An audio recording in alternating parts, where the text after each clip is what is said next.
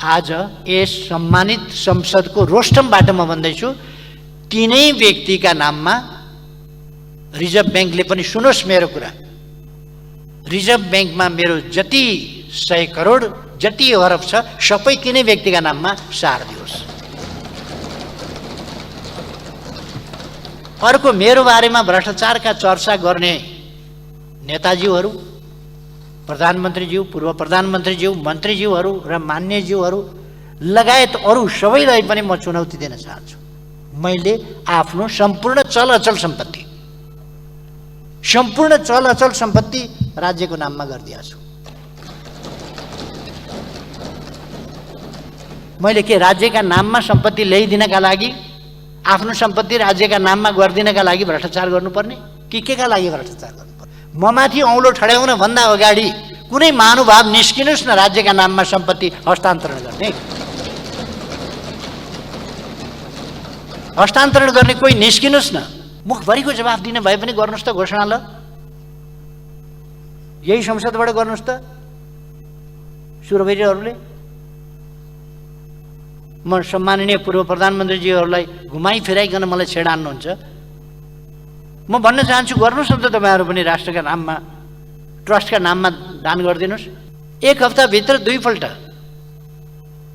मूल्य वृद्धि गरिन्छ। 15 दिनमा समायोजन गर्ने नीति कहाँ हो? यो त जनतालाई धोका दिएको के भने 30 गते भोट खसाइन्जेलसम्म चुप लागेर बस्ने, भोट खसाएको भोलिपल्ट मूल्य वृद्धिको डन्डाले चाहिँ हात दिने। प्रति लिटर पेट्रोलियम पदार्थमा 20 रुपियाँ मूल्य हप्तामा वृद्धि भएपछि त्यसको हरेक वस्तुमा, त्यो त ढुवानीमा असर पर्ने भयो, त्यसको सम्पूर्ण कुरामा असर पर्ने भयो नि। हरेक वस्तुको मूल्य वृद्धि तदनुसार नै हुने भयो। यस्तो कार्यक्रमहरू आउला भनेर सुनेर बस्या त केही पनि छैन बा। उही हिजोकै कुराहरू दोहोऱ्याएको छ, फेरि खुरु जेलले धारे हात लाएर शराब पिएको थियो, जुन कारणले सरकार नहटाइ नभएको थियो। तीनै कुराहरू फेरि खुरखुरु ल्याएको छ। समृद्ध नेपाल सुखी नेपाली भन्ने राष्ट्रिय आकांक्षालाई निरन्तरता दिने त तपाईँहरूको हुती छैन, त्यो तपाईँहरूसँग आँटै छैन। कहाँ समृद्ध नेपाल, कहाँ सुखी नेपाली, यस गठबन्धनले बनाउने कल्पनै गर्न नसक्ने कुरा हटाउनु भएछ। त्यो राम्रो भयो, किनभने तपाईँहरूको बुताकै कुरा होइन, त्यो नराखेको पनि ठिक छ। किन डान्नु? गठबन्धन एकलौटी गठबन्धन, प्रतिपक्ष त माटो चटाइने, धुलो चटाइने, ध्वस्त पारिने, पत्ता साफ पारिने, बढारिने, टर्च बालेर खोज्दा नभेटिने, दिउँसै पनि टर्च बालेर खोज्दा भेटिँदैन अरे, त्यहाँ पुर्याउने प्रतिपक्ष भनेपछि प्रतिपक्ष विहीन कस्तो डेमोक्रेसी तपाईँहरूले खोजेको हो? म पहिलोपल्ट प्रधानमन्त्री हुँदा मलाई छक्काएर छलेर कार्तिकदेखि एउटा समिति बनाएर 73 साल 72 साल कार्तिकदेखि फागुनसम्म एउटा समिति बनाएर गोप्य रूपमा म प्रधानमन्त्री हुँदाहुँदै 5 पल्ट त्यसको मिटिङ बसेर भित्रभित्रै झुक्याएर सिद्ध्याउने उद्देश्य लिइएको रहेछ। उहाँले महिलाका दाँत कति हुन्छन् आफ्नो गर्नुभएछ, 32 वटा। महिलाका कति हुँदा रहेछन् हेर्नु पर्यो भनेपछि उहाँले 2टा श्रीमती रहेछन्, कान्छी चाहिँ बोलाउनु भएछ। कान्छी यहाँ आइज, तेरो दाँत कति रहेछ हेरौँ भनेर। उमेर पुग्या रहन्छ, दाँत त 21 वर्षदेखि 31 वर्षमा मात्रै बुद्धि बङ्गाएर पलाउँछ 4 वटा दाँत चाहिँ। बुद्धि बङ्गाएर नपलाएकी श्रीमती परिछन् कान्छी चाहिँ, गन्दा 28 वटा। अनि उहाँले लेखिहाल्नु भएछ 28 वटा दाँत हुन्छन्।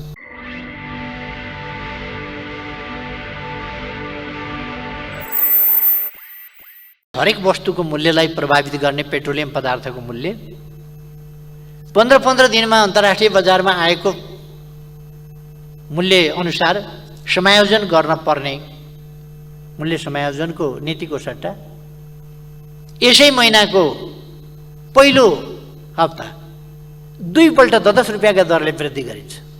1 हप्तामा 1 गते र 9 गते 1 हप्ताभित्र 2 पल्ट मूल्य वृद्धि गरिन्छ। 15 दिनमा समायोजन गर्ने नीति कहाँ हो? यो त जनतालाई धोका दिएको के भने 30 गते भोट खसाइन्जेलसम्म चुप लागेर बस्ने, भोट खसाएको भोलिपल्ट मूल्य वृद्धिको डन्डाले चाहिँ हात दिने जनतालाई। र त्यो पनि फेरि 1 हप्ता नपुग्दै अर्को डन्डाले हान्दिने। प्रति लिटर पेट्रोलियम पदार्थमा 20 रुपियाँ मूल्य हप्तामा वृद्धि भएपछि त्यसको हरेक वस्तुमा, त्यो त ढुवानीमा असर पर्ने भयो, त्यसको सम्पूर्ण कुरामा असर पर्ने भयो नि। हरेक वस्तुको मूल्य वृद्धि तदनुसार नै हुने भयो। यसरी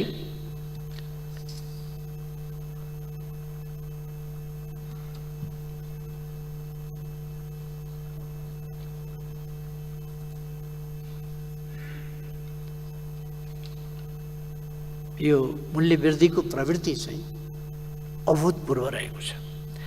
यसको पछाडि यो मूल्य वृद्धिको सन्दर्भमा पनि यसले कीर्तिमान कायम गरेको छ अहिले, नकारात्मक कीर्तिमान। यसको कारणको पछाडि पनि म पछि आउनेछु।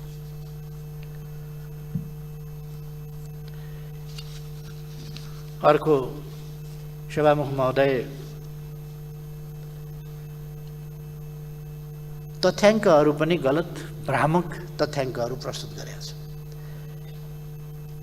प्रस्तुत नीति कार्यक्रमको बुँदा नम्बर 9 मा असहज परिस्थितिका बावजुद यस वर्षको प्रथम 10 महिनासम्ममा थप 638 मेगावाट विद्युत उत्पादन भएको छ भनेको छ।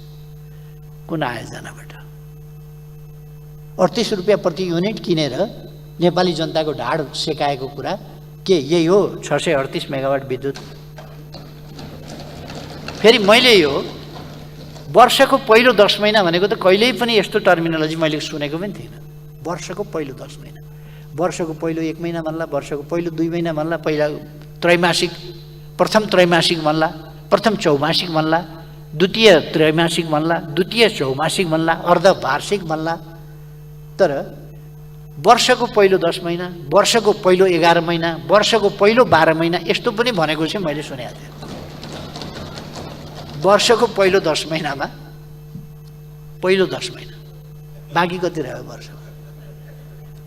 दोस्रो 10 महिना हुन्छ वर्षमा कि हुँदैन? दोस्रो 10 महिना हुँदैन भने पहिलो 10 महिना कहाँबाट आयो हजुर? यो कस्तो भाषा हो? कति साह्रो नेपाली जनतालाई अल्म ल्याएको हो यो। औँलामा थुक राखेर सारे भन्दा पनि बढी चटक भयो यहाँहरूको। कहाँबाट यो 638 प्रथम 10 महिना? कुन आयोजना सुरु गर्नुभयो? कुन आयोजना पुरा गर्नुभयो? कुन आयोजनाबाट 638 मेगावाट विद्युत निकाल्नु? 38 रुपियाँ प्रति युनिट विद्युत नेपालीलाई बेच्नुहुन्छ। त्यहाँ पनि अर्को फेरि थुक सार्ने चलाकी देखाउनुहुन्छ। त्यो के भने 9 रुपियाँ मात्रै जनतालाई तिराउने, बाँकी त विद्युत प्राधिकरणले बिहोर्छ। विद्युत प्राधिकरणले घरबार ल्याएर बिहोर्छ कि नेपाली जनताको पैसा, नेपाली जनताले सञ्चित गरेको पैसाबाट गुल्छर्रा उडाएको हो यो? अनि जनताले तिर्नु पर्दैन अरे कहाँबाट? जनताले तिर्नु नपरेर कहाँबाट ल्याएको पैसा त्यो बताइदिनुहोस् त। सधैँका लागि होइन, यो केही समयका लागि। सधैँका लागि त तपाईँहरूलाई फालेर भए पनि, अर्को सरकार बनाएर भए पनि लोड सेडिङ त अन्त्य गरिन्छ नि, बिजुली त निकालिन्छ नि। कहाँको सधैँका कुरा गरिराख्या? सधैँका लागि होइन है यो। अरे सधैँका लागि तपाईँहरूले के गर्न पाउनुहुन्छ?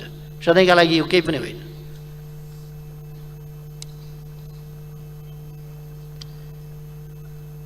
अब कुन आयोजना यस वर्ष सुरु भएर 10 महिनामा सम्पन्न भयो? यस्तै छन् तथ्याङ्कहरू। मैले खालि एउटा नमुना मात्रै। एक सितो भात छामेपछि भात पाको कि पाकेन भन्ने बुझिन्छ। यही तथ्याङ्कले प्रथम 10 मासिक बढी बुझियो नि, दोस्रो 10 मासिक। सभामुख महोदय, यी तथ्याङ्क नभएर मिथ्याङ्क हुने।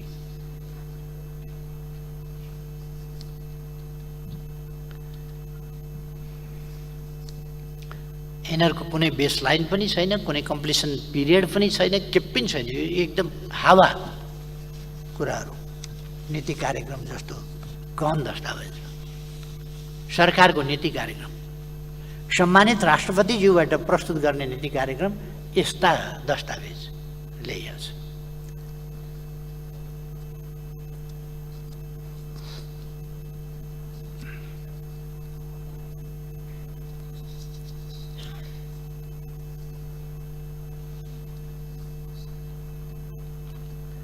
सभामुख महोदय, नीति कार्यक्रम मार्फत सरकारले जनता समक्ष आफ्नो राष्ट्रिय सङ्कल्प राख्छ। राष्ट्रिय सङ्कल्प आफ्नो के हो, कहाँ पुग्ने हो, के गन्तव्य हो, कुन कुन क्षेत्रका गन्तव्य के हुन्, तिनीहरूलाई प्राप्त गर्ने नीति के हो, ती नीतिहरू प्राप्त गर्ने कार्यक्रम के हो र त्यो कार्यक्रमका लागि कस्ता योजनाहरूका साथ सरकार अगाडि बढ्छ। त्यसमा नीतिगत पक्ष कस्ता छन् र कार्यक्रमिक पक्ष कस्ता छन् भन्ने कुराहरू नीति कार्यक्रममा वर्णित हुन्छ। राज्य सञ्चालनको बृहत्तर स्वरूप त्यसले प्रस्तुत गर्छ। कसरी राज्य सरकार सञ्चालन कसरी गर्छ, राजनीति कसरी सञ्चालन गर्छ, भ्रष्टाचार नियन्त्रण कसरी गर्छ, समाजमा रहेका असङ्गत विसङ्गत र न्यूनताहरूलाई कसरी समाधान दिन्छ, यस्ता कुराहरू नीति कार्यक्रममा स्पष्ट ढङ्गले, योजनाबद्ध ढङ्गले र सुविचारी ढङ्गले प्रस्तुत गरिएका हुन्छन्। सरकार के हो भन्ने सरकारको चरित्र त्यसमा प्रतिबिम्बित गर्छ, आफ्ना गन्तव्यहरू देखाउँछ। आफ्नो राजनीति, अर्थनीति, विदेश मामिला सञ्चालन सम्बन्धी नीति, विकास निर्माण सम्बन्धी नीति, सुशासन सम्बन्धी नीति, सामाजिक न्याय समानता सम्बन्धी नीति, लोक कल्याण सम्बन्धी नीति, जनतालाई पुर्याउने सेवा सुविधा सम्बन्धी नीति र सामाजिक परिवर्तन र रूपान्तरण कहाँनेरि पुगेको छ, अब कहाँ पुर्याउँछ भन्ने कुराहरू नीति कार्यक्रमले ती कुराहरू वेस्टेज गर्छ। त्यसरी वार्षिक नीति कार्यक्रम घोषणा गरिएको हुन्छ। अर्थतन्त्रका विभिन्न आयामहरूमा उत्पादकत्वको वृद्धि, भौतिक पूर्वाधारको निर्माण कसरी गर्ने, सामाजिक पूर्वाधारको निर्माण कसरी गर्ने, तिनीहरूको सुधार, बचत, राष्ट्रिय पुँजी निर्माण कसरी गर्ने, आत्मनिर्भरतातर्फ कसरी लाने, वैदेशिक परनिर्भरता कसरी घटाउने, व्यापार सन्तुलन कसरी कायम गर्ने जस्ता विषयहरू तय गरेको हुन्छ। शिक्षा, स्वास्थ्य, खानेपानी, सरसफाइ क्षेत्रमा जनताको पहुँच र जनतालाई सेवा कसरी उपलब्ध गराउने, सेवाको गुणस्तर र सुधार लगायतका विषयहरू नीति कार्यक्रममा समातिएका हुन्छन्। सेवा प्रवाह, भ्रष्टाचार नियन्त्रण, सुशासनका क्षेत्रमा पर्याप्त गर्न सकिने र गर्न खोजिएका के कस्ता कुराहरू छन्, उपलब्धिहरू के भएका छन् र कस्ता योजनाहरू छन् अब भन्ने कुरा प्रस्तावित गरिएको हुन्छ। त्यहाँ राष्ट्रिय दृष्टिकोण, नेसनल भिजन त्यसमा प्रस्तुत गरिएको हुन्छ। सर्वाधिक महत्त्वका राष्ट्रिय कार्यसूचीहरूको आधारभूत संरचनामा रहेर क्षेत्रगत उद्देश्य र लक्ष्यहरूको स्पष्ट खाका तयार गरेर त्यसको अनुशासनमा वार्षिक नीति र कार्यक्रम तर्जुमा गर्ने र त्यसको कार्यान्वयनलाई प्राथमिकता निर्धारण गरेर अनि त्यसपछि बजेट विनियोजन गर्ने काम भएको हुन्छ। सभामुख महोदय, यस नीति कार्यक्रमलाई यस पाटोबाट, यस दृष्टिकोणबाट हेर्दा कठै भन्न सकिन्छ, कठै भनेर।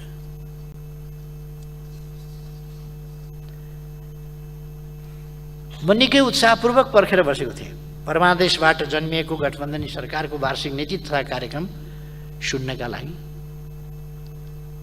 र सुनिसकेपछि पढ्न पनि म त्यतिकै उत्साहित भएँ र सुनेपछि सम्माननीय राष्ट्रपतिज्यूबाट संयुक्त सदनमा प्रस्तुत भएपछि मैले सुने, महलमल्ली घरमा गएपछि फेरि त्यसलाई मैले दोहोऱ्याएर पढेँ।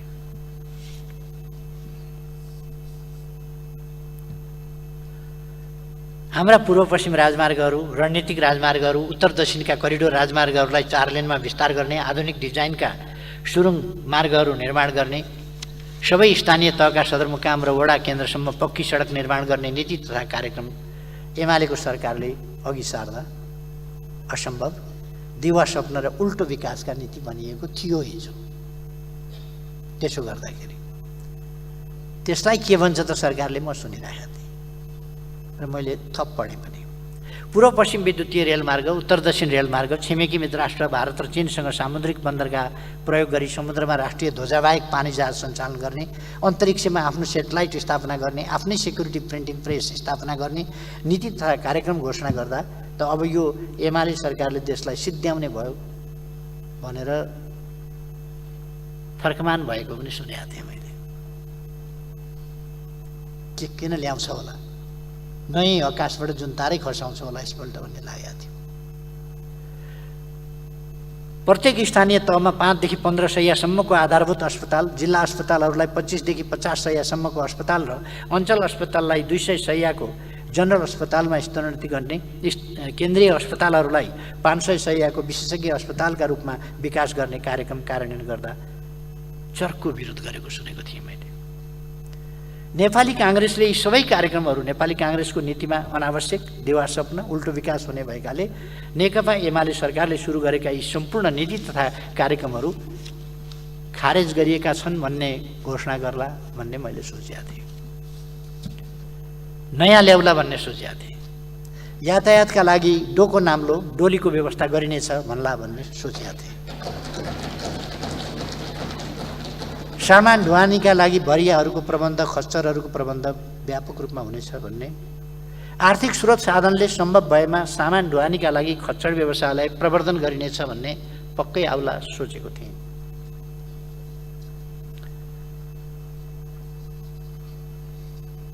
यस्तो कार्यक्रमहरू आउला भनेर सुनेर बस्या त केही पनि छैन बा। उही हिजोकै कुराहरू दोहोऱ्याएको छ फेरि। खुरु खुरु खुरु जेलले धारे हात लाएर शराब पिएको थियो, जुन कारणले सरकार नहटाइ नभएको थियो। ती नै कुराहरू फेरि खुरुखुरु ल्याएको छ। मैले त पेसो विचार गरेको थिएँ, सबै औद्योगिक ग्रामहरू बन्द गर्ने, विशेष आर्थिक क्षेत्रहरू र स्टार्टअप फन्डको व्यवस्थाहरू खारेज गर्ने, प्रधानमन्त्री कृषि आधुनिकीकरण परियोजना लगायतका कार्यक्रमहरू रद्द गर्ने घोषणा हुने हो कि। व्यग्रतापूर्वक म सुन्दै थिएँ, पछि पढेँ पनि। समृद्ध नेपाल र सुखी नेपालीको राष्ट्रिय आकांक्षा पूरा गर्नका लागि हामीले सुरु गरेका स्वास्थ्य बिमा कार्यक्रम, सामाजिक सुरक्षा कार्यक्रम, तराई मध्य समृद्धि कार्यक्रम, सघन शहरी विकास कार्यक्रम, प्रधानमन्त्री रोजगार कार्यक्रम, राष्ट्रपति शैक्षिक सुधार कार्यक्रम बन्द गरिने हो कि। ध्यानपूर्वक पढ्दै थिएँ। पढिसक्दा म आश्चर्यमा परेँ। समृद्ध नेपाल सुखी नेपाली भन्ने राष्ट्रिय आकांक्षालाई निरन्तरता दिने त तपाईँहरूको हुती छैन, त्यो तपाईँहरूसँग आँटै छैन। कहाँ समृद्ध नेपाल, कहाँ सुखी नेपाली, यस गठबन्धनले बनाउने कल्पनै गर्न नसक्ने कुरा हटाउनु भएछ। त्यो राम्रो भयो, किनभने तपाईँहरूको बुताकै कुरा होइन, त्यो नराखेको पनि ठिक छ। किन डाँट्नु? एउटा कुरा चाहिँ तपाईँहरूले नडाँटेकै जस्तो देखियो।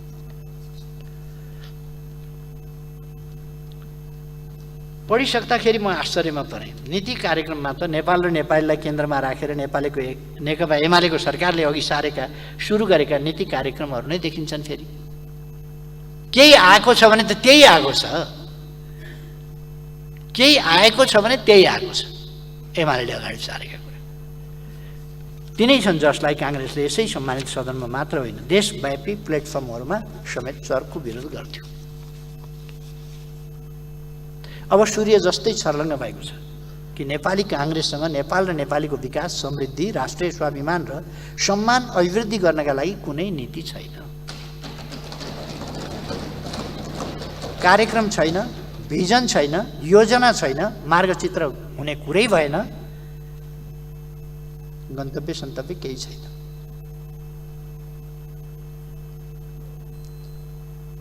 यति मात्र होइन, काङ्ग्रेससँग नेकपा एमालेले अघि बढाएका नीति तथा कार्यक्रमहरूलाई हटाउने आँट पनि छैन। फेरि विरोध गरिन्जाल गर्ने तर हटाउने आँट पनि छैन। संशोधन गरेर हटाउन सक्नुहुन्छ भने हटाइदिए हुन्छ। छ केवल नियत के भने जालजेल षड्यन्त्र गरेर सत्ता भोग गर्ने। नेपाली काङ्ग्रेससँग सत्ताभोग केन्द्रित नियतको नीति बाहेक देश र जनताका लागि कुनै नीति र कार्यक्रम छैन। नीति सत्तामा पुग्ने, कार्यक्रम सत्ता टिकाउने। त्यसका लागि जे पूर्वाधारहरू तयार गर्नुपर्छ, गर्ने।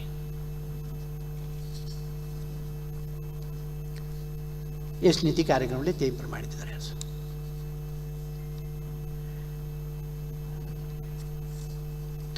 मलाई लाग्छ नेपाली काङ्ग्रेसले यस नीति कार्यक्रम मार्फत आफ्नो पहिचान पनि गुमाएको छ। कम्तीमा पनि फजुल खर्च कटौती गरी अर्थतन्त्र बलियो बनाउन स्वास्थ्य बिमा कार्यक्रम, ज्येष्ठ नागरिक र एकल महिला लगायतलाई उपलब्ध गराउँदै आएको सामाजिक सुरक्षा भत्ता दिने कार्यक्रम र स्थानीय तहमा विकास निर्माणका लागि सोझै बजेट उपलब्ध गराउने व्यवस्था कनिका छर्ने कार्यक्रम भएकोले खारेज गरिएको छ भन्ने त हुनु पर्थ्यो। त्यही भने हो हिजो। आर्थिक उदारीकरणबाट लाभ लिनका लागि करेन्ट अकाउन्ट मात्रै होइन, क्यापिटल अकाउन्ट पनि तत्काल खुला गरिएको छ भन्ने त हुनु पर्थ्यो। ध्वस्तै बनाउनु परेपछि कर फर्स्योट आयोग गठन गरी फेरि नेकपा एमाले त्यसलाई बन्द गरिदिएको छ। कर फर्स्योट आयोग पुनः गठन गरी माफी दिने व्यवस्थालाई पुनर्जागृत गरिनेछ भन्ने त हुनु पर्थ्यो। जस्ता नीति कार्यक्रम ल्याएर आफ्नो पहिचान बचाउन काङ्ग्रेसले सक्छ कि भन्ने लागेको थियो। तर अब कङ्ग्रेसले आफ्नो सत्ता स्वार्थ टिकाउनका लागि आफूलाई सत्ता स्वार्थको किलोमा बाँधेर आफूलाई नै अरू पार्टीमा खोज्न थालेको छ। अन्य दलको अनुहारमा आफ्नो अनुहार हेर्न थालेको छ नेपाली काङ्ग्रेसले। अब काङ्ग्रेसको देश र जनताका हितका लागि आफ्नो सिद्धान्त नीति कार्यक्रम केही पनि रहेन। यस नीति कार्यक्रमले त्यही भन्छ।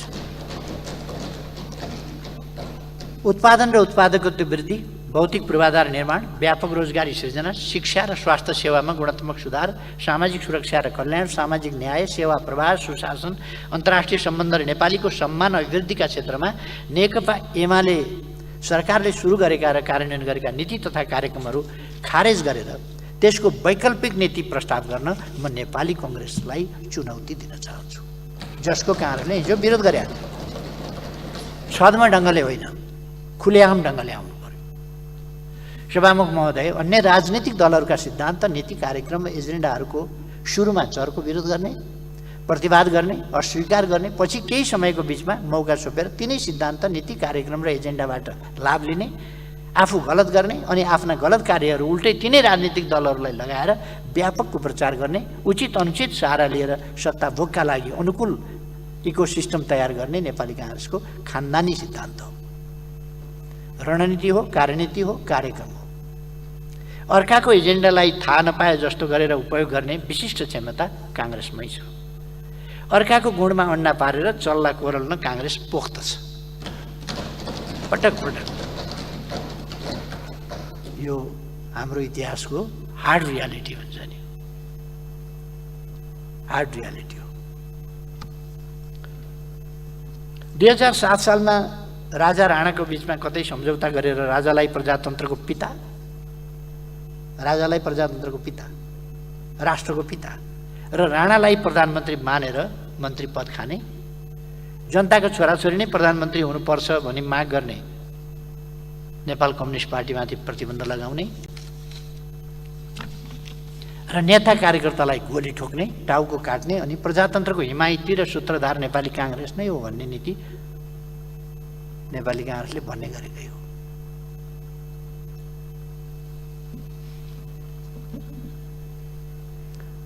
संविधान सभाको निर्वाचन छोडेर राजाले दिएको सर्वाधिकार मात्र होइन, अवशिष्ट अधिकार निरपेक्ष रूपमा राजामै रहेको संविधान मान्ने, राजाले गराएको संसदीय निर्वाचन स्वीकार गर्ने, आफ्नो प्रचण्ड बहुमत 74 सिट भएको संसदलाई राजाले विघटन गर्दा 4 सिट भएको, त्यति बेला 4 सिट भएको कम्युनिस्ट पार्टीले विघटित संसद नै पुनर्स्थापना हुनुपर्छ भनेर माग गर्दा त्यसमा पनि सहमत नहुने र सहकार्य गर्न नमान्ने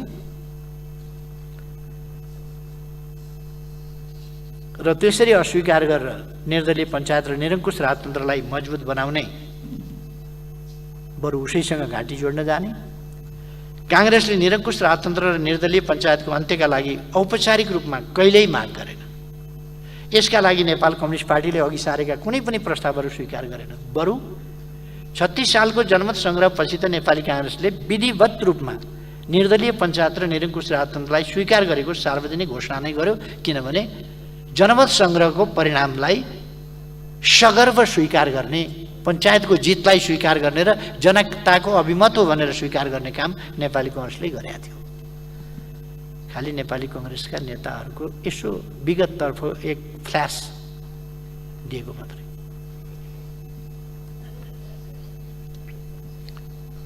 अनि नेपाली काङ्ग्रेसले आफूलाई बहुदलीय संसदीय व्यवस्थाको आमा भन्न चाहिँ छोड्दैन, फेरि आमा नै भन्छ आफूलाई।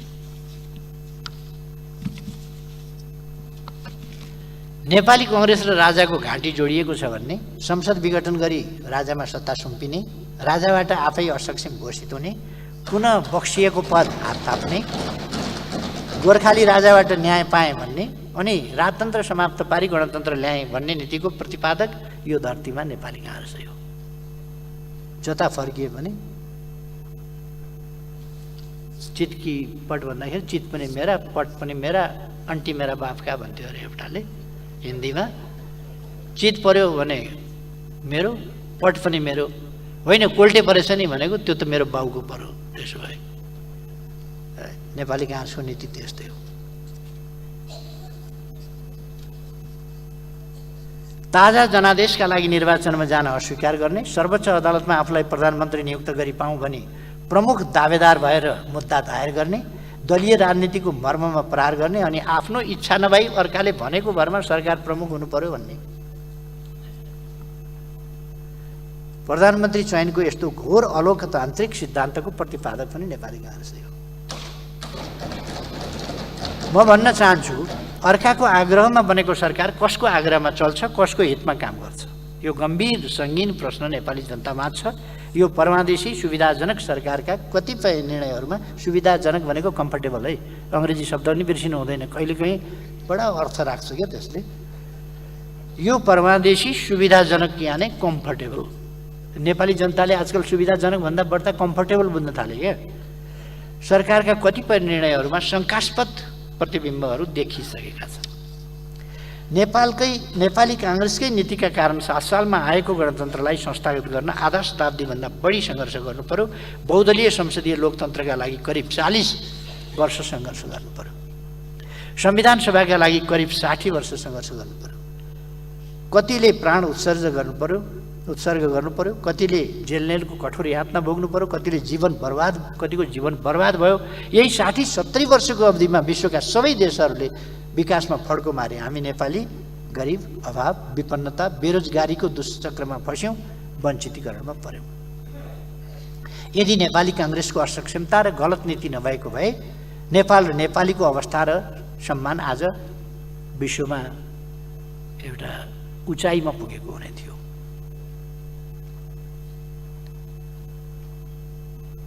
हाम्रो देश समृद्ध भइसक्थ्यो, हामी सुखी भइसक्थ्यौँ।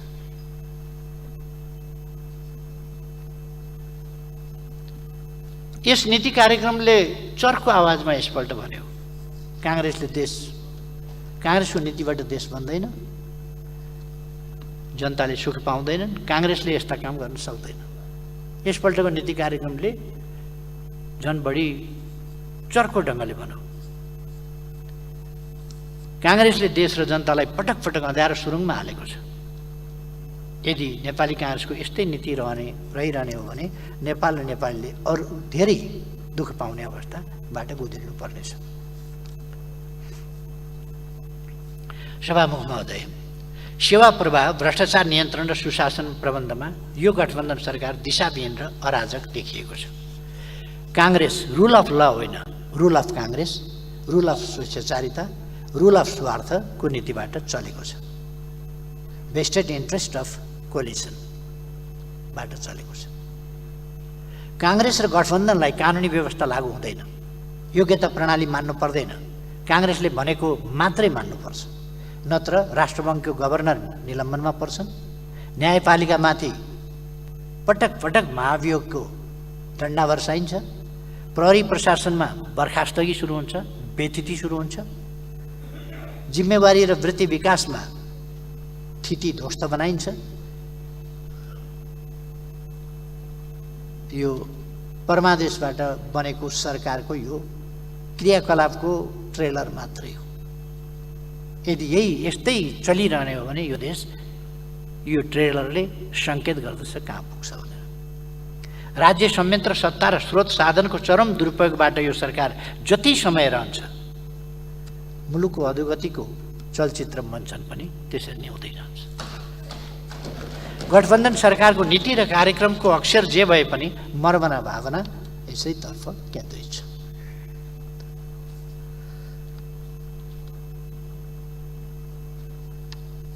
चुर्लुममा डुबेर भ्रष्टाचार आफू गर्ने तर भ्रष्टाचारको लान्छना अन्यलाई लगाउने, भ्रष्टाचार गर्ने अनुकूल वातावरण बनाउन काङ्ग्रेस सफल देखिन्छ। बडा चर्चा गरेर सुनिन्छ वाइड बडी काण्ड। छानबिन गर्नुहोस् न वाइड बडी काण्ड। कसले सम्झौता गर्यो, कसले भुक्तानी गर्यो, कसले भुक्तानीको सुरु गर्यो, अन्तिम किस्ता त जो भए पनि दिनु पर्ला नि त। 33 किलो सुनकाण्ड अगाडि भइसकेको सुनकाण्डको मैले छानबिन गराएको हुँ। त्यसकारण 33 किलो सुनकाण्ड बडा चर्चा। उल्टै अघिल्लो सरकारको समयमा भएका सुनकाण्डहरूका पाल टालिएपछि र सुनका भरियाहरू र सुनका कारोबारीहरू गिरफ्तार हुन थालेपछि अनि बालुवाटार जग्गा काण्ड यस्तै काण्डहरूका चाङमा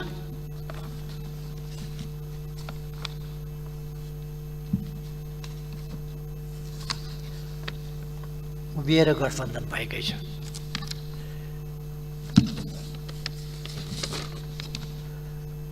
तिथि मिति नाम थर ठेगाना र अभिलेखबाट कसले के गरेको भन्ने भइहाल्छ। को कसको निर्णयबाट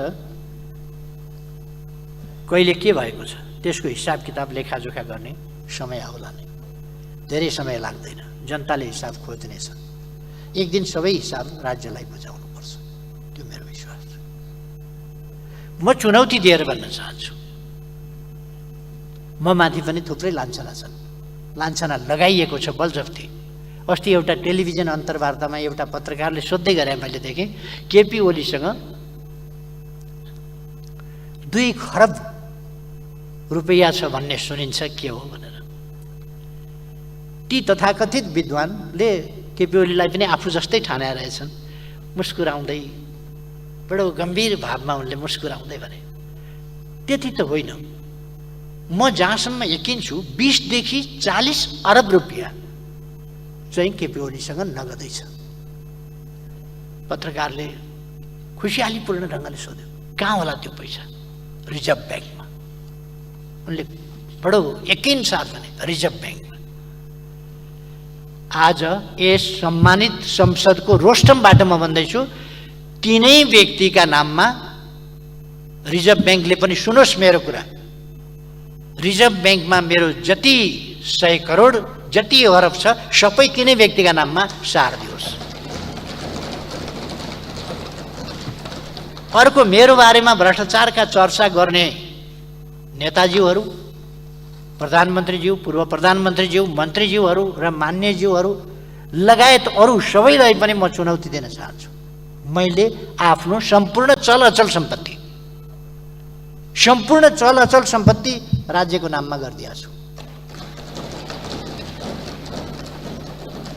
मैले के राज्यका नाममा सम्पत्ति ल्याइदिनका लागि, आफ्नो सम्पत्ति राज्यका नाममा गरिदिनका लागि भ्रष्टाचार गर्नुपर्ने कि केका लागि भ्रष्टाचार गर्नुपर्ने? मैले मेरो र मेरो श्रीमतीका नामको सम्पूर्ण चल अचल सम्पत्ति राज्यका नाममा गरेको छु। म माथि औँलो ठड्याउन भन्दा अगाडि कुनै महानुभाव निस्किनुहोस् न राज्यका नाममा सम्पत्ति हस्तान्तरण गर्ने। हस्तान्तरण गर्ने कोही निस्किनुहोस् न। मैले केपी ओलीलाई मुखभरिको जवाफ दिने भए पनि गर्नुहोस् त घोषणा, ल यही संसदबाट गर्नुहोस् त सुरवैरीहरूले। म सम्माननीय पूर्व प्रधानमन्त्रीजीहरूलाई घुमाइ फिराइकन मलाई छेडान्नुहुन्छ। म भन्न चाहन्छु, गर्नुहोस् न त तपाईँहरू पनि राष्ट्रका नाममा, ट्रस्टका नाममा दान गरिदिनुहोस्। मेरो चल अचल सम्पत्ति कहीँ पनि भएको र मैले सम्पत्तिमा लोभ गर्नुपर्ने, अर्काका नाममा राखेर अर्कालाई सम्पत्ति खुवाएर मैले आफू बदनाम हुनुपर्ने कुनै कारण छैन र म आफ्नो सम्पत्ति राज्यलाई दिने मान्छेले अर्कालाई सम्पत्ति खुवाउने कुरा आउँदैन। आफू नखानेले अर्कालाई किन खुवाउँछ?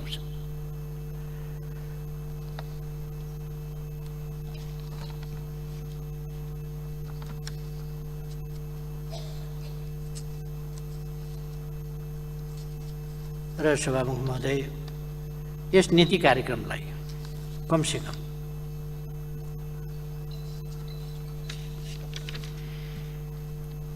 नीति कार्यक्रम भनेर मान्न सकिने अवस्था छैन। यो गठबन्धनले देशलाई चाहिएको आज के हो भन्दा देशलाई चाहिएको युनिटी हो, एकताबद्ध भएर एकपल्ट यस देशमा जातीय पहिचानको राजनीतिका नाममा, जातीय नाममा, क्षेत्रीय नाममा, धार्मिक नाममा, अनेक नाममा नेपाली जनतालाई परस्परमा घृणा फिजाउन खोजियो, भिडन्तमा लगाउन खोजियो, विभिन्न ढङ्गले जनतालाई विद्वेषको राजनीति गर्न सिकाइयो र देशलाई चिराचिरा पार्न खोजियो।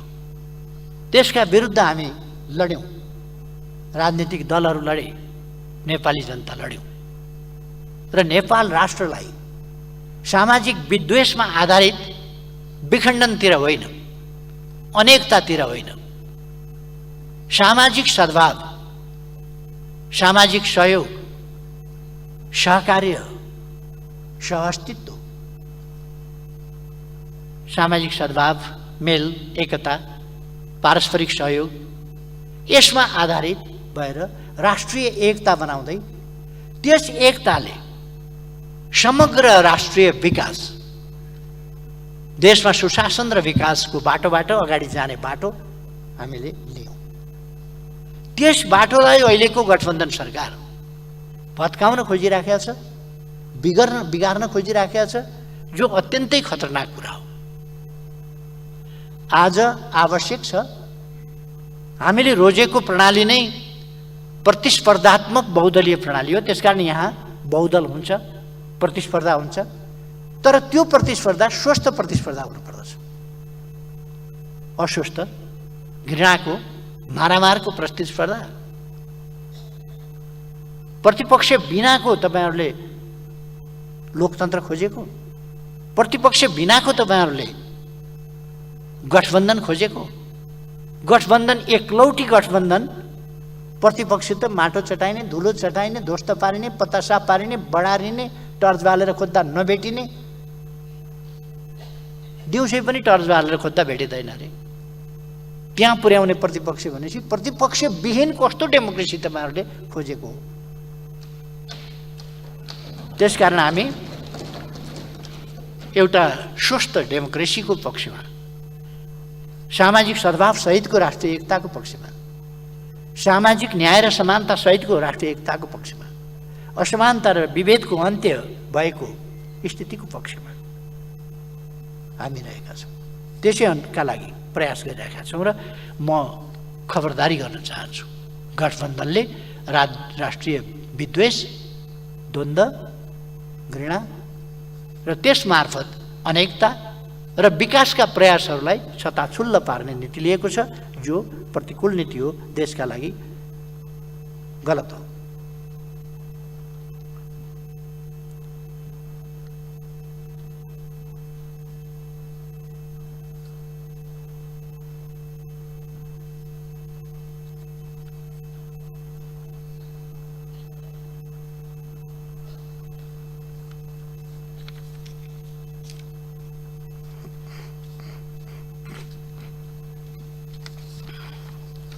सभामुख महोदय,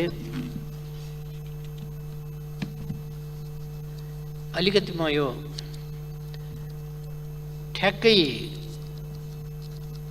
नीति कार्यक्रमको पुस्तिकामा के छ यसको केही झलक मात्रै यहाँ प्रस्तुत गर्न चाहन्छु।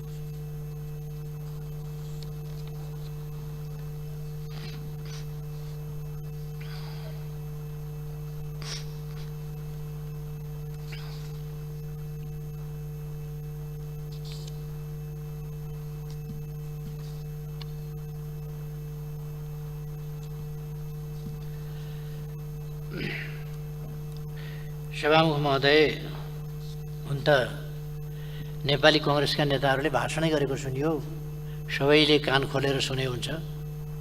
नेपाली कङ्ग्रेस भनेको सुकुम्बासीको पार्टी होइन, यो गरिबको पार्टी होइन, यहाँ गरिब र सुकुम्बासीका पक्षधर कोही भोटर छन् भने सुने हुन्छ, नेपाली कङ्ग्रेसलाई भोट नदिए हुन्छ। डरले त्रासले जे भए पनि यसपल्ट पनि अलिक भोट केही दिएकै देखियो। तर उधमै चर्चा चल्यो, नेकपा एमाले ध्वस्तै भयो, समाप्त भयो, बजारमा त यस्तो माहौल खडा गरिएको छ, मानिलिउँ नेकपा एमाले अब समाप्तै भएको छ जस्तो गरेर। म अहिले पनि भन्न चाहन्छु, केही सिटले नेकपा एमाले पछाडि परेको छ। सिटको सन्दर्भमा भने लोकप्रिय जनमत, लोकप्रिय भोट, पपुलर भोट भन्छ नि, त्यसमा नेकपा एमाले अहिले पनि अरू सबै पार्टीभन्दा अगाडि छ र 1 नम्बर पार्टी। त्यतापट्टि ध्यान जाओस् भन्ने म आग्रह गर्न चाहन्छु। सुकुम्बासीलाई ध्वनिपूर्जा वितरण गरियो भनेर सरकार बन्ने बित्तिकै 2-3 वटा काम गर्यो। एउटा राम्रो काम गरिरहेका राजदूतहरूलाई फिर्ता बोलाउने काम। प्रधानमन्त्री खुदै बेलायत भ्रमणमा जाँदै हुनुहुन्थ्यो। बेलायतबाट राजनीतिक होइन, अपोलिटिकल खालको ब्युरोक्रेटिक पृष्ठभूमिको र अरू मैले धेरै केही भन्दिनँ, त्यस्तो मान्छे बेलायतको राजदूतमा जानुभएको थियो। उहाँलाई प्रधानमन्त्रीले आफ्नो भिजिटभन्दा अगाडि राजदूत खाली गरेर अनि त्यस्ता देशमा जाँदैन। छैन भने पनि बरु छिटो छिटो राजदूत नियुक्ति गरेर जान्छ। तर राजदूत खाली गरेर अनि प्रधानमन्त्रीजी जानु। सुकुम्बासी आयोगले कहिल्यै पनि अहिलेसम्म सुकुम्बासी आयोगले, भूमि आयोगले, समस्या समाधान आयोगले काम गर्नै पाएन। किनभने जब काम गर्ने बेला हुन्छ त्यसले अध्ययन गर्छ, सबै गर्छ, भङ्ग हुन्छ। नेकपा एमाले बनाएको सुकुम्बासी आयोगले 11 लाख जनता लक्षित समूह आइडेन्टिफाई गरेर, तिनको पहिचान गरेर तिनका समस्या समाधान गर्ने काम गरेको थियो। हलिया, कमैया आदि इत्यादि सबैको त्यो आयोग नै भङ्ग गर्यो। र मौन अवधिमा केही ध्वनिपूर्जा लिएर मान्छेहरू चुनावलाई दुष्प्रभावित गर्न कुदिरहेका छन् भन्ने सुनिएको थियो। त्यही होला, मौन अवधिभन्दा अगाडि कतै बाँडिएको सुनिएन, मौन अवधिमा बाँड्न कुदिराखेको सुनिएको थियो। कतिपय ठाउँमा जनताले फिर्ता पनि गरेका थिए र 23,591 जनालाई जग्गाधनी प्रमाण पूर्जा उपलब्ध गराइएको कुरा रहेछ। सायद त्यही मौन अवधिमा चुनावलाई दुष्प्रभावित गर्ने प्रयोजनका लागि गरिएको भएको नै, नत्र भने 11 लाखको समस्या समाधान गर्नुपर्ने ठाउँमा 10 महिनामा, जबकि अहिलेसम्ममा त्यो समस्याको समाधान भइसक्थ्यो, समाधानमा व्यवधान गरियो।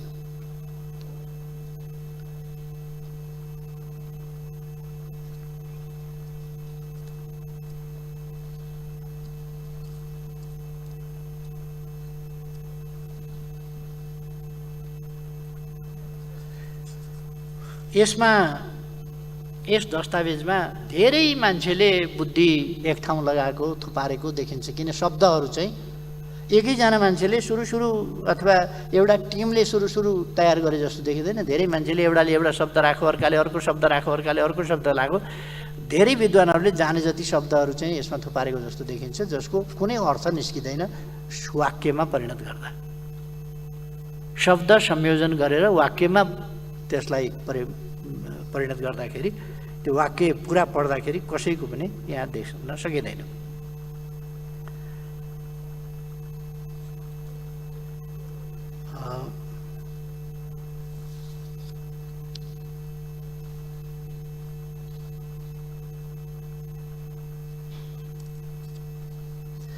बडो गोलमाल ढङ्गले प्रस्तुत गरेको छ। राष्ट्रिय गौरव रूपान्तरणकारी र रणनीतिक महत्त्वका ठुला आयोजना बाहेक अन्य आयोजनाहरू प्रदेश र स्थानीय तहबाट कार्यान्वयन गरिनेछ। राष्ट्रिय गौरवका रूपान्तरणकारी र रणनीतिक महत्त्वका ठुला आयोजना बाहेक अरू अब केन्द्रले गर्दैन, यही हो नीति। खालि मैले प्रश्न मात्रै गरेँ।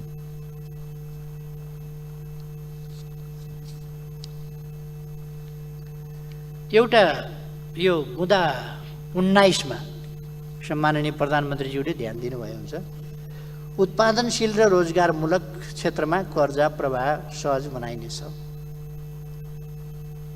प्रतिस्पर्धी वस्तु तथा सेवा उत्पादन र वितरण गर्न निजी क्षेत्र सक्षम भएको क्षेत्र एवं वित्तीय रूपमा बोझिला सार्वजनिक संस्थानको व्यवस्थापन सुधार गर्ने वा एक आपसमा गाभ्ने वा खारेज गर्दै जाने नीति लिइनेछ। यो म अत्यन्त गम्भीरताका साथ यस सम्मानित सदनको ध्यानाकर्षण गर्न चाहन्छु, अत्यन्तै गम्भीरताका साथ। प्रतिस्पर्धी वस्तु तथा सेवा उत्पादन र वितरण गर्न निजी क्षेत्र सक्षम भएको क्षेत्र। निजी क्षेत्र कुनै काम गर्न सक्छ, कुन कुन भन्दा प्रतिस्पर्धी वस्तु तथा सेवा उत्पादन र वितरण गर्न निजी क्षेत्र सक्षम भएको क्षेत्र। एउटा ध्यान दिनुहोस्। एवं वित्तीय रूपमा बोझिला सार्वजनिक संस्थानको व्यवस्थापन सुधार गर्ने भनिएको मात्रै हो। यो व्यवस्थापन सुधार गर्ने वा छ त्यसपछि एक आपसमा गाभ्ने, यो पनि भनिएको मात्रै हो। वा अब आउँछ खाटी कुरो, खारिज गर्दै जाने। यसभित्र के छ भने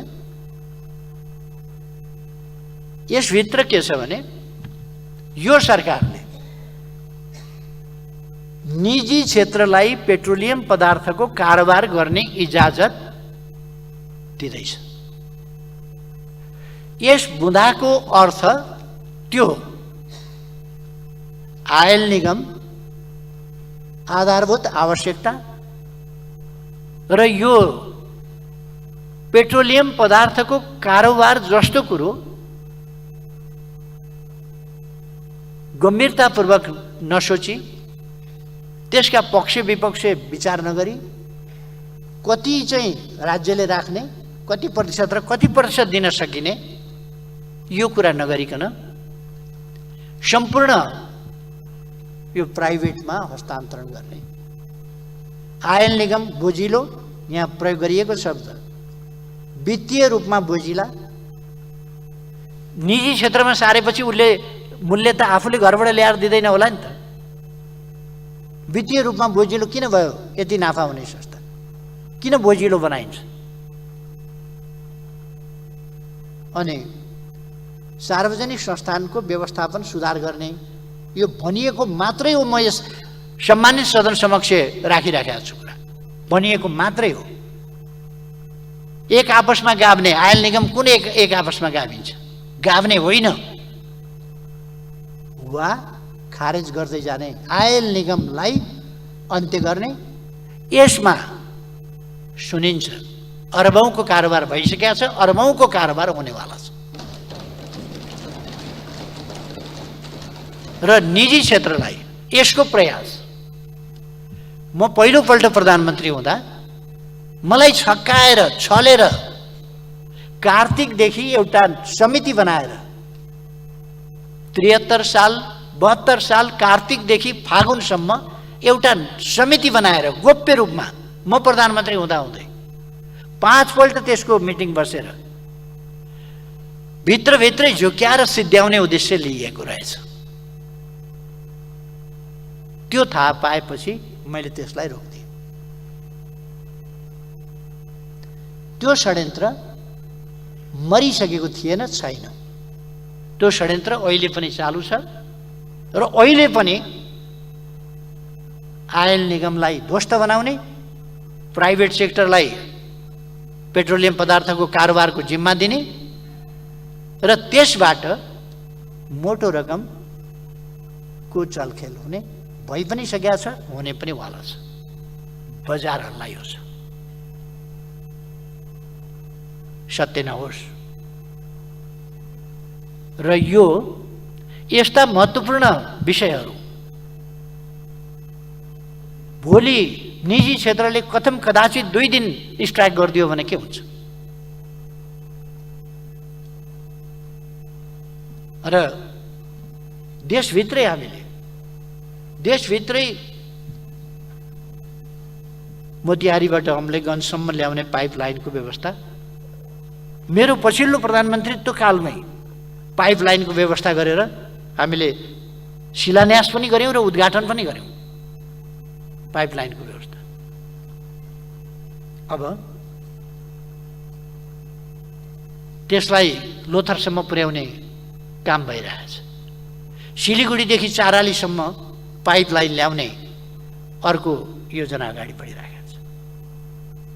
र अब झन् सस्तो सहज ढङ्गले पेट्रोलियम पदार्थ आपूर्ति गर्ने र बिना व्यवधान आपूर्ति गर्ने, त्यसो गर्दा कुनै व्यावसायिक हिसाबका ट्याङ्कर व्यवसाय आदि इत्यादिका समस्याले केही नहुने, त्यस खालका कामहरूको व्यवस्था हामीले गरेका छौँ। तर अब यसलाई बेग्लै ढङ्गले यस राष्ट्रलाई खोक्रो पार्ने नियत, खोक्रो पार्ने उद्देश्य भइरहेको छ।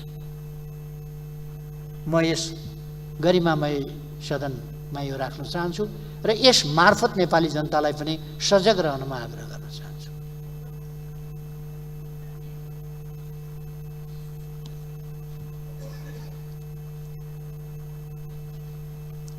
यसमा थुप्रै कुराहरू छन् त्यस्ता, तर अहिले म सबै धेरै त्यसका कुराहरूमा धेरै जान चाहन्न।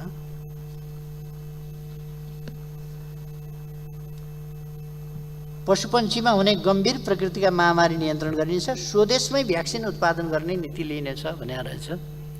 अहिले नेपालमा रानीखेत, अरू खोरेत आदि विभिन्न रोगहरू निको पार्नका लागि आफै नेपालमै प्राइभेट सेक्टरबाट भ्याक्सिन उत्पादन भइरहेको छ र नेपालको भ्याक्सिन नेपालका पशुपक्षीहरूलाई लगाएर चीन, अमेरिका जस्ता देशहरूमा निर्यात पनि भइरहेको छ।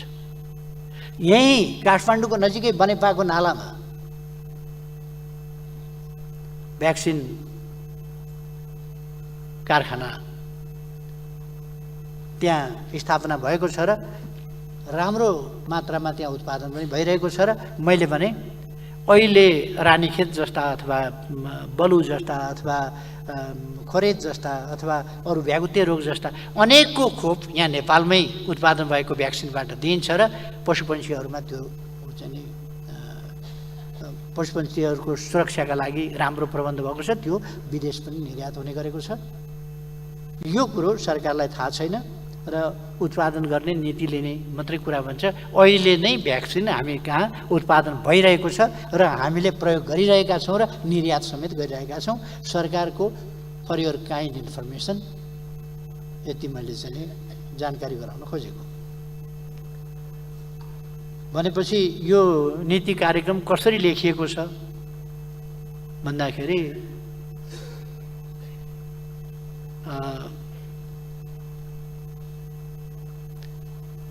सायद प्लेटो कि अरस्तुले कसले हरेक कुरा जान्न पर्ने, हरेक कुरा जानेको जति लेख्न पर्ने गर्दा उहाँले महिलाका दाँत कति हुन्छन् आफ्नो गर्नुभएछ 32वटा, महिलाका कति हुँदो रहेछन् हेर्नु पर्यो भनेपछि उहाँले 2टा श्रीमती रहेछन्, कान्छी चाहिँ बोलाउनु भएछ। कान्छी यहाँ आइज तेरो दाँत कति रहेछ हेरौँ भनेर। उमेर पुग्या रहन्छ, दाँत त 21 वर्षदेखि 31 वर्षमा मात्रै बुद्धि बङ्गाएर पलाउँछ 4वटा दाँत चाहिँ। बुद्धि बङ्गारो नपलाएकी श्रीमती परिछन् कान्छी चाहिँ, गन्दा 28वटा। अनि उहाँले लेखिहाल्नु भएछ 28वटा दाँत हुन्छन्